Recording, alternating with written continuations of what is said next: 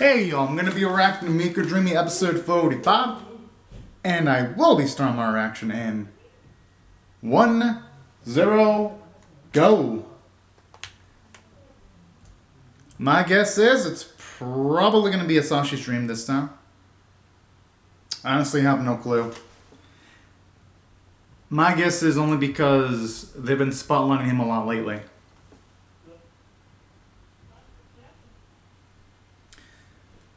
I thought they would have already figured it out by now, considering the context of the figure of the masked man. I mean, I wouldn't blame her for being cheered up pretty easily, though.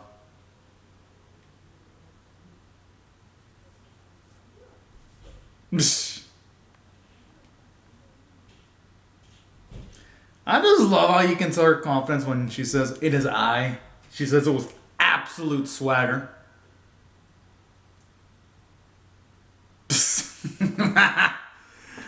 Oh, man.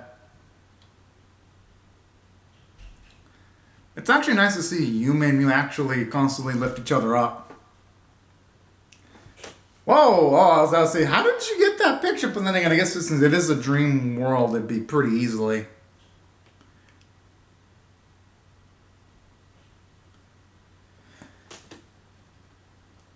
I thought for a second she was going to give her an upgrade or something. Feels like she might actually need it. Because even if she can take on a Sashi, or if she can take on Sugiyama, there's still got to be the queen they got to contend with, which I still think it's related to the queen, because, at least the Dark Queen, because character designs look similar, somewhat similar hairstyles, and kind of similar in the way that they have people partner up with the dream mates. That's my guess, though. Now, as far as the opening goes, I just wonder how they're going to mix it up for a Mewkledreamy mix, because at least their current opening for the series, I gotta admit, it's rock solid. Like, it's going to be pretty damn freaking tough to top this. Like, whoever the hell has the responsibility of following up Mewkledreamy's first opening, oh, good luck to them. Because the expectations are going to be super high on their shoulders. Unless they can either somehow get the same singer, or if they can get someone really darn good. Because at least when it comes to, like, a lot of the animes I watch, usually the first opening is the best and the second opening doesn't stack up. There are exceptions to the rule, of course, but those are rarities. I already love the title of that. Seems like shit might actually get real this week. Might.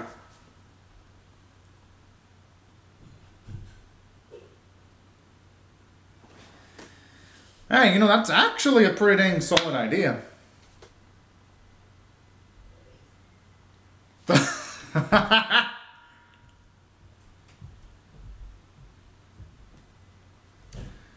Awfully fishy, though. And the way it's said over here, y'all, it's as if he was manipulating the scenario. That sounds way too fucking good to be true, though. There's gotta be some kind of twist. I don't think it's just gonna be straight up just fun and games.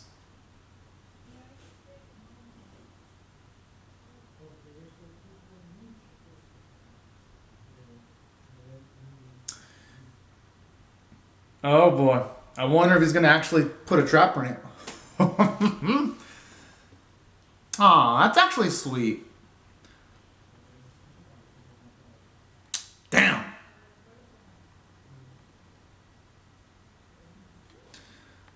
But we all know why Sugiyama isn't going to chag along, because he's going to want to set up a trap. There's no effing way that he'd be giving Yume that type of advice for shits and giggles. I could be wrong, though. It ain't surprising Naoki was the one that's actually... I'm assuming she's ahead because she's the most athletic out of all of them. Yo, she's a beast! Well, they're both athletes. Considering the fact that, yes, Yumi is a cheerleader, yeah, it makes sense that Tokyo and... Oh, they don't have her upper body strength. It doesn't work that way. Yumi, Myra, and Toko, they're more of a city folk. Talk about instant cinema regeneration.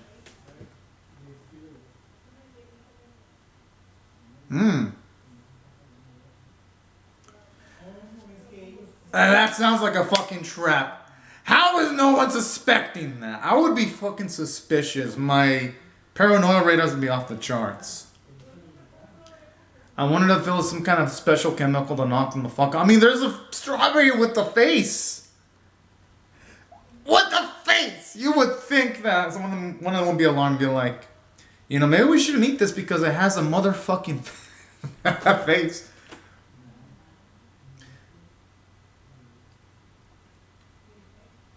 Okay, anyway, that shot of Myra looks pretty good. And I love just the... Oh, it's a nice little touch with the cloud strawberry. Oh, it's the Creepazoid. You know, I would actually try out some of his funky-ass flavors.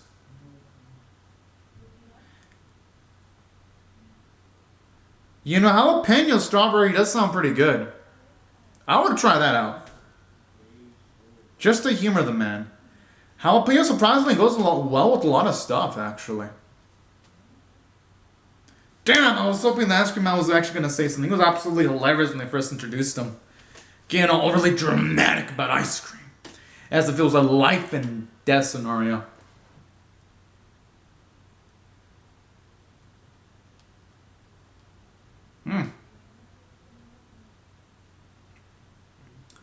How does that even happen?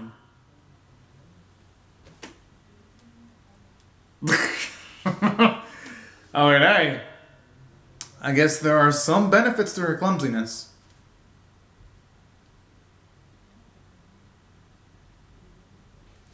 And that's what I'm emphasizing too, because I love how they're emphasizing Kotoko, because she usually doesn't have a lot of screen time in this series, so it's nice to see her actually get spotlighted.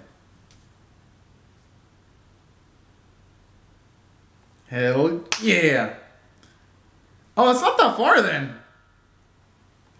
Okay, I thought for a second she was like a move far away, and I'm like, oh man, I'm gonna miss her.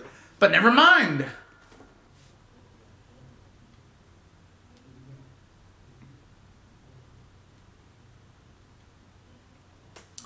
You know, I kind of like how Ray sort of becomes Sashi's adorable little hat at this point. I think it looks nice.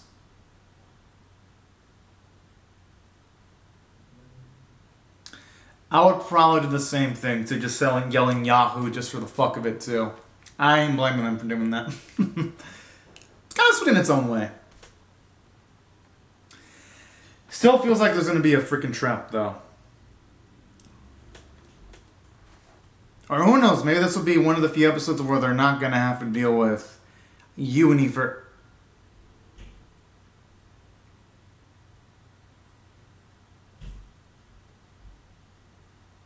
Kind of wish they would have shown the Queen a little bit more though, because considering her prominence in the series, it kind of feels like a waste they don't give her more scenes, you know? In my opinion.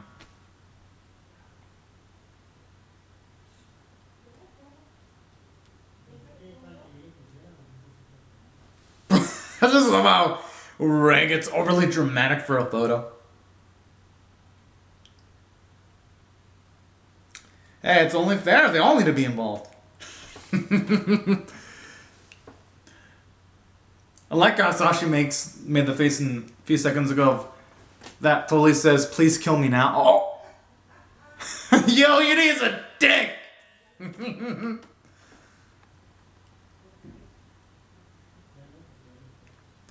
Honestly, I think he makes the photos a little bit funny, if you ask me. What a dick! I like how you can tell Yuma's just taking it completely personal there. I don't blame her though, she does have to fight with him multiple times.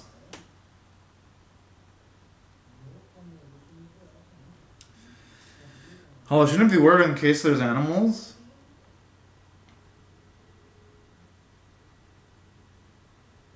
I mean, of course Pikachu would be scared.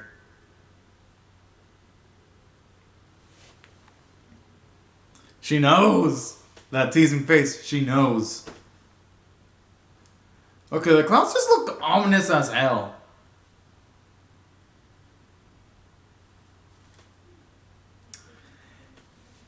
And this is why I was thinking it was a trap. But then again, I'm not gonna blame him for not suspecting Sugiyama because he hasn't really given that much indication that he's under the influence of the Dark Queen. Really, the only sign is that he looks a lot more cold and distant, but someone can easily chalk it up as him just readying up for exams. So I'm not going to blame him for falling. I love the personality in the Dark Queen's like, oh, they're chickening out. As if she has no fucking plan B.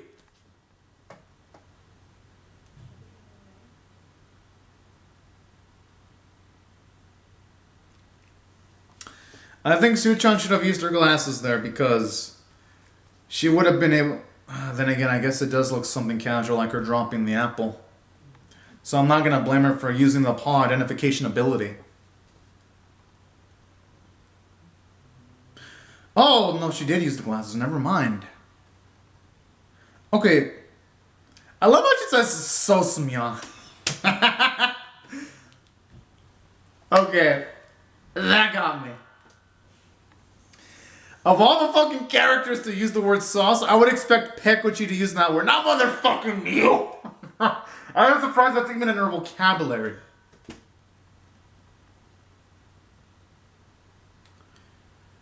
I'm assuming it's going to have an effect against them all, except for, I would hope, except for Yume. Considering that she can just transform. Yeah, Kotoko looks like she's about to be knocked out. Okay, at the very least, she didn't land on the hard floor. I'm surprised Myra didn't injure herself falling into the floor. Maybe it only works on women, and that's why it didn't affect Asashi. And as for it, we're not working on Yume. My guess is she's been into the dream realm a lot.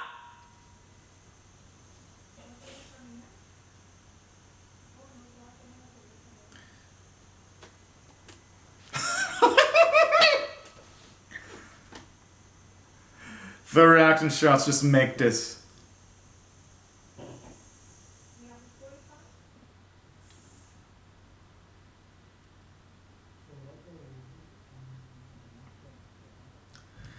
Alright. I always love his theatrics like Reyes Ambal. There's something about it.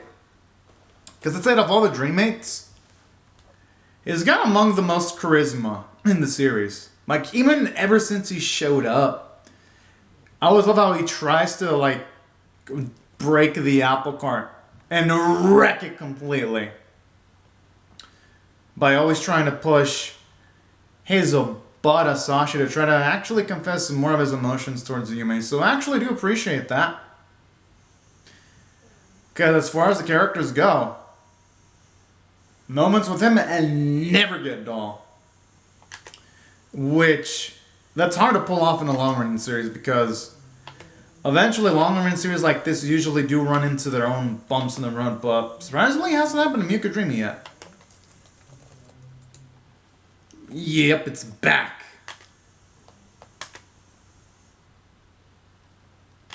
Kind of looks like a hospital ward. Just going by how it's clean. Kind of has like an artificial vibe. It's super white, clean.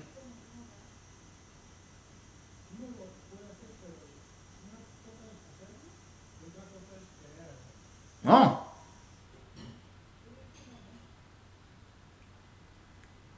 Yeah, I think if anyone were into the law room, they would die.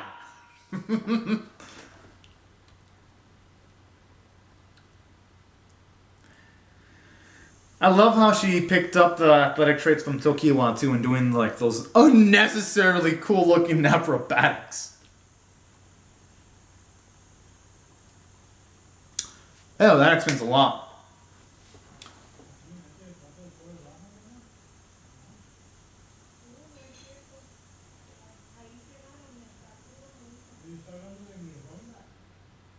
Actually love the actually love little running animation there. I'm actually surprised they went that far. Kind of reminds me of old school PC games. I wouldn't be surprised if you see the gigantic robot, considering the type of nightmare that Kotoko had when they first introduced her.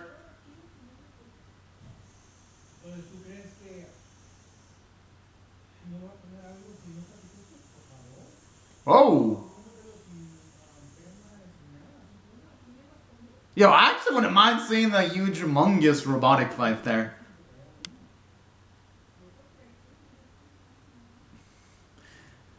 I'm surprised. Oh, of course it's Apon. Although at this point, everyone's adapting the phrase Apon in this series. Specifically Yume.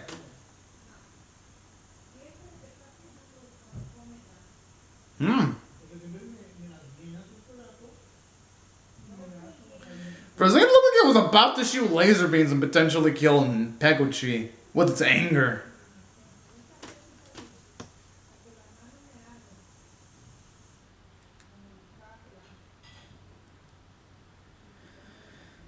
I mean, yeah, they have no choice.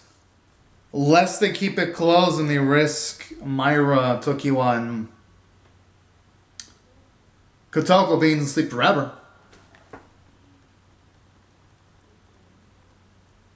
Okay, they're pretty dang athletic. Surprisingly. I just love how the only one completely calm is motherfucking Ray. And everyone looks like they're about to die. If they don't do something soon. Oh, man. Now, this is the nice campiness vibes I love from the series. Whenever it's ever to unwind like this and just have fun, I think that's when the series is at its best.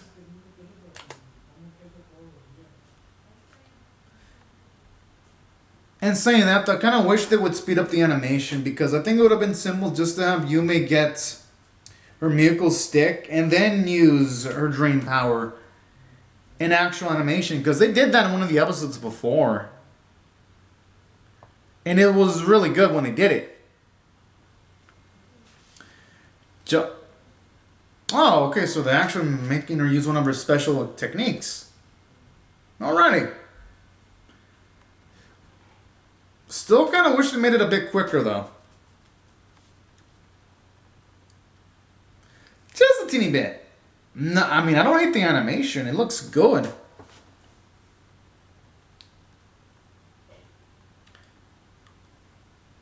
And it does have a lot of charm, too, especially with the winks scene and when they actually load up the attack.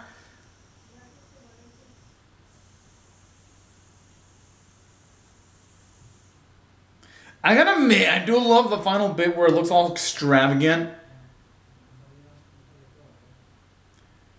Okay, the rock looked like a busted mechanical nut.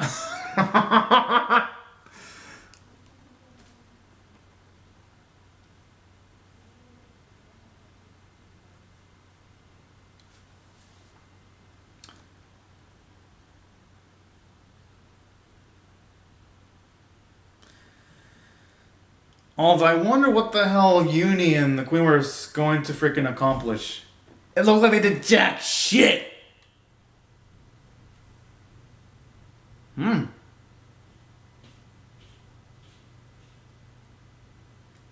Normally I wouldn't recommend splitting up, but they kind of have to.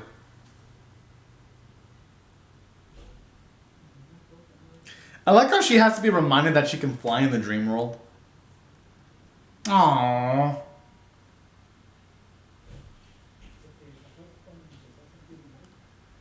Okay, so Yama's going full on Chuny now. He's even got like the Chuny poses that you would see from a middle schooler with 8th grade syndrome.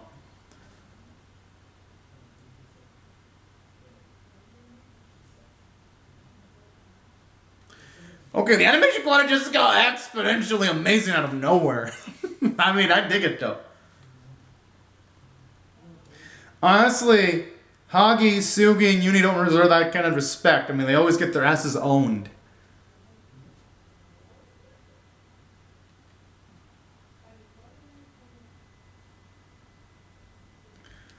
Wait! Should you never reveal them?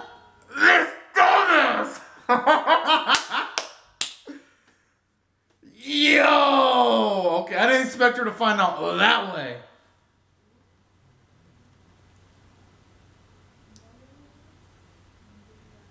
I am surprised she's not pissed. Actually.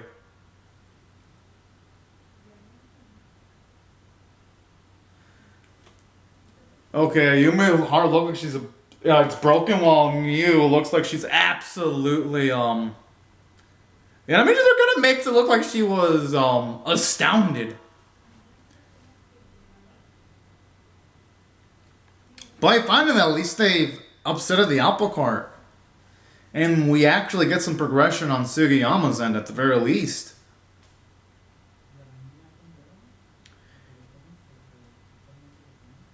Imagine it's like the Queen of Darkness and they all get captured.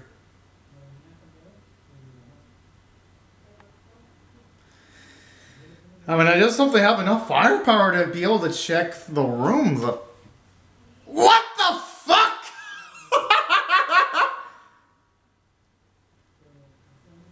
Wait! Wait, hold the fuck up! So, the evil goddess has got a kawaii image. Oh my. You know what? I dig this. It's actually a pleasant surprise. Now, that's how you subvert expectations in a positive way. And for when it comes to Sugiyama's childhood friend, I do like how you see her actually get that gift, and she actually prays with it. Okay, that's a nice, at least seemingly looking like it. Okay. Gotta admit to the episode. Okay, I'm gonna give this a high rating because, holy fuck, I wasn't expecting all these surprises, and considering the fact that this episode had a lot of plot progression, I'm definitely gonna rate this one a 10 out of 10. Holy shit. I mean, why wouldn't I rate it a 10 out of 10? Because for one, let me just break down what it did. For one, you finally get the reveal that Sugiyama's been the antagonist that our girls have been going up against since the start of the series. Well, near this, somewhat in the middle of the series. So I do like that. Finally, it broke the status quo of the series. And another thing that also went towards the favor of the series too. I do love the fact that you get the reveal that's even like the evil-looking queen. She's even got her own quirky personality too when she's eating the food all randomly. I'm like, yo, I wasn't expecting that. Oh, okay, at least we're finally gonna get a confrontation. About freaking time. I've been waiting for this. If you're not the son, the new loves around like, oh, well, unfortunately, I never dreamed about strawberries though. That's a sweet one though. Yo, the next episode looks lit. Looks like we might actually get to see Sashi involved in a fight in the series. That would actually be nice, actually. Now, aside from that, though, something else I'd also liked about this episode, I even like how they have Yuri interspliced in the episode, too, because you see her actually pray to, like, that charm at the end. So that's another thing that actually went towards the favor of this episode, because it seems like she might actually play an element, will have something to do in the season at the very least. That's a positive. And another thing that I also really adored about this episode, aside from all the plot progression, because they're about to encounter the queen, Uni and Sugiyama are about to confront Yume and Mew. The episode was absolutely hilarious too, surprisingly. So that's what, especially the fact that it was like so obvious it was a trap, but at the same time they wrote it in a way where it's like, yeah, they have no reason to suspect Sugiyama. And that's another thing that went towards the favor of this episode. The script was amazing from start to finish. You even see some character development for Sugiyama, because the old Sugiyama would have been probably pissed off that Uni revealed the secret of his identity. But here, he gives no fucks anymore. He's actually cool with it. And I like that. Shows you how close he's become with Uni. And that's why I love the character development. It's especially when you see them all try to go the extra mile for helping out and giving Kotoko a nice, well, not a goodbye because she'll still be close by, but like a nice hangout before she goes to high school. I thought that was actually sweet too. It gave the episode a lot of heart. And that's what I thought I did well from a character standpoint. Now, aside from that, animation was actually pretty damn great. Vocal performances are great. And that's why I had to rate this episode overall. I gotta give it a 10 out of 10. I mean, damn, going in, the preview didn't even show all this stuff, and this episode definitely lived up to its hype. And then the next episode looks, I think it's gonna be another hard-hitting one. But anyways, y'all, these are my thoughts on Mewkledreamy episode 45. I would love to hear your thoughts on how I feel about my reaction. Hope y'all rate the vid, share it, comment, subscribe, because I'm definitely going to be reacting to episode 46 whenever it gets translated. And I'll see y'all later.